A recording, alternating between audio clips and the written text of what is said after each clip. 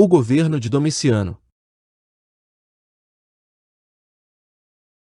Domiciano foi imperador romano entre os anos de 81 e 96 d.C., e fontes clássicas o descrevem como sendo um tirano cruel e paranoico.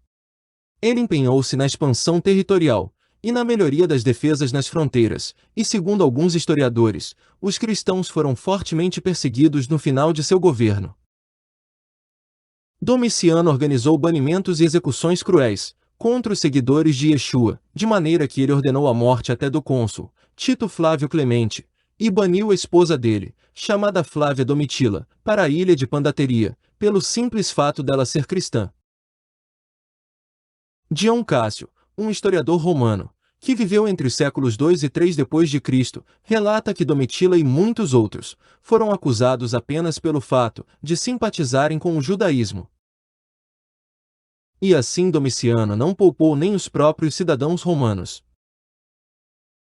Eusébio de Cesareia, um bispo e historiador, que viveu entre os séculos 3 e 4 d.C., também relata que Domiciano perseguiu implacavelmente os cristãos e os judeus.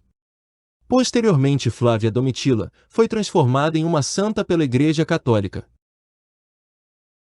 Porém não podemos deixar de destacar que os relatos divergem entre os historiadores antigos, tornando difícil de afirmar se isso realmente ocorreu. Mas é certo que o imperador foi um grande defensor da religião tradicional de Roma, e seu principal objetivo era ressuscitar os antigos costumes romanos.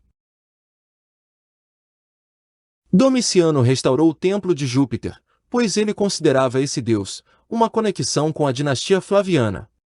Contudo, a sua divindade favorita era Minerva, sendo considerada pelos romanos a deusa das artes, comércio e sabedoria. Na Grécia, esta deusa era chamada de Atena.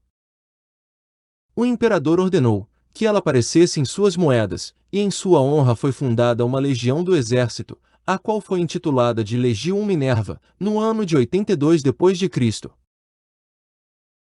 Ao longo do governo da dinastia Flaviana, houve um crescimento no culto de diferentes deuses egípcios, e entre eles destacavam-se Serapis e Ísis, que eram identificados como Júpiter e Minerva.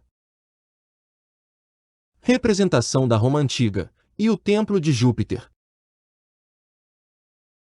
Domiciano foi assassinado em 18 de setembro de 96 d.C., aos 44 anos de idade, depois que cortesões arquitetaram uma conspiração contra ele. Domiciano foi sucedido por Nerva, que governou brevemente, e acabou falecendo 2 anos após assumir o poder, em 98 d.C., dando lugar a Trajano.